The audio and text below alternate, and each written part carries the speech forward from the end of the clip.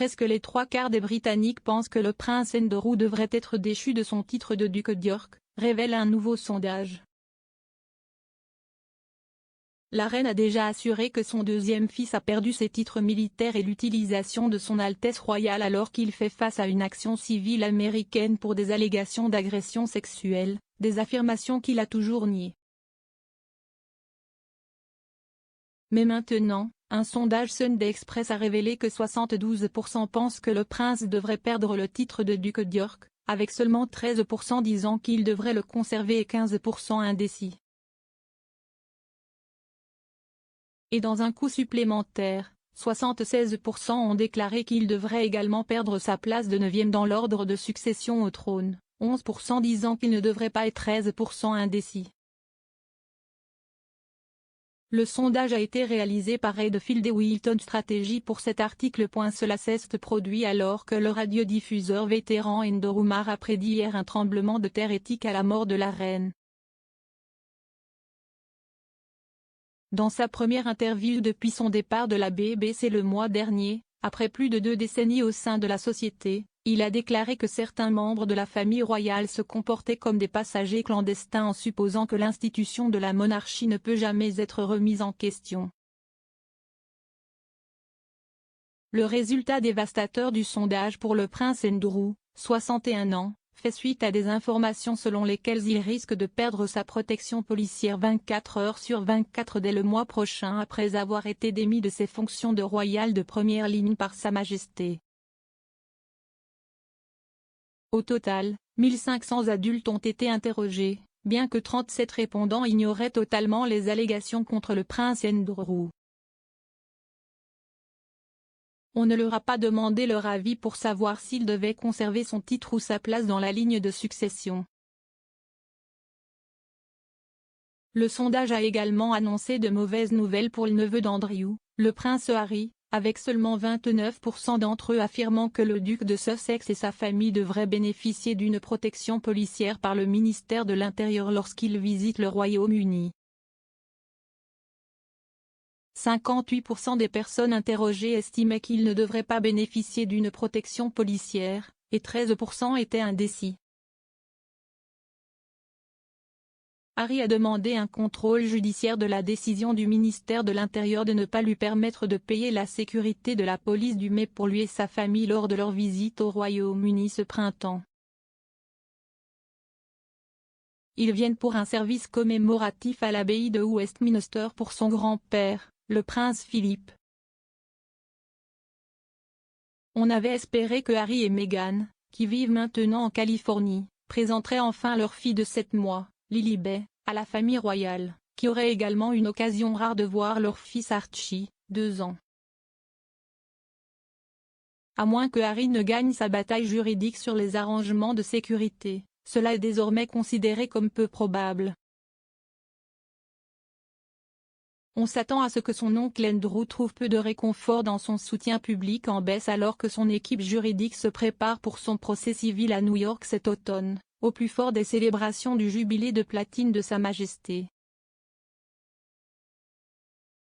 Après avoir perdu ce mois-ci ses titres militaires et ses patronages royaux, une source proche du duc a déclaré qu'il continuerait à se défendre contre les accusations de Virginia Giuffre.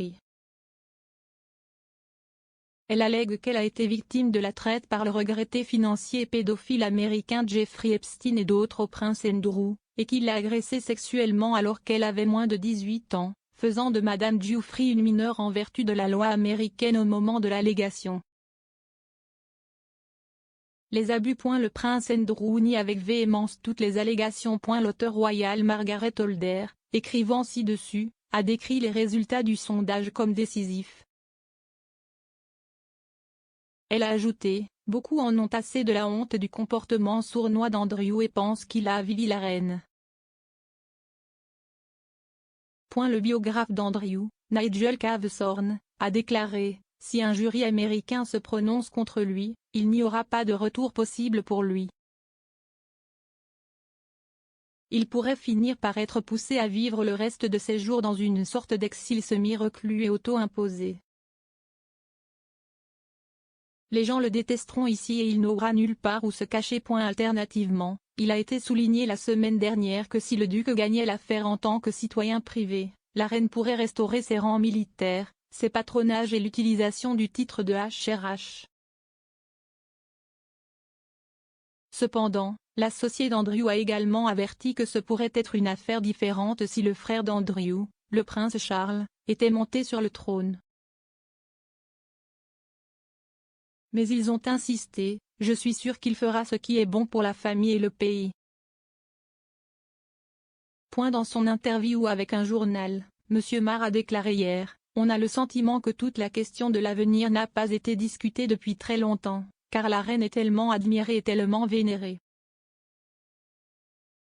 Quand ce jour terrible viendra où la reine ne sera plus parmi nous, le pays entrera dans un état de choc. Ce sera comme un tremblement de terre éthique et je ne pense pas que l'on comprenne ou apprécie pleinement comment cela va être un moment absolument énorme dans toutes nos vies. Il a ajouté, je sais que le prince de Galles a des plans pour réformer la monarchie, il semble que Charles et William orchestreront un nettoyage. Ce ne sera pas pareil, la monarchie moderne sous Charles doit gagner sa place chaque jour, chaque semaine et chaque mois dans l'affection des gens. Cela s'est produit alors qu'un autre sondage a révélé que la duchesse de Cornouailles est en passe de gagner le soutien de la majorité du public cette année. L'étude suggère que les Britanniques se réchauffent à l'idée que Camilla devienne reine lorsque Charles montera sur le trône. La duchesse, dont la popularité a lentement augmenté depuis son mariage avec le prince en 2005, jouit de son opinion publique la plus positive depuis une décennie.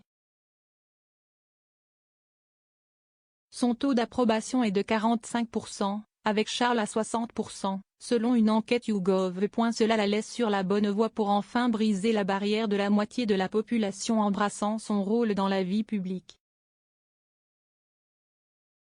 Cela renforcera l'espoir qu'un jour elle sera acceptée comme reine consort dans un changement par rapport à la politique du palais de Buckingham après son mariage, quand il a été dit qu'elle serait appelée Sarah la princesse consort lorsque son mari serait roi.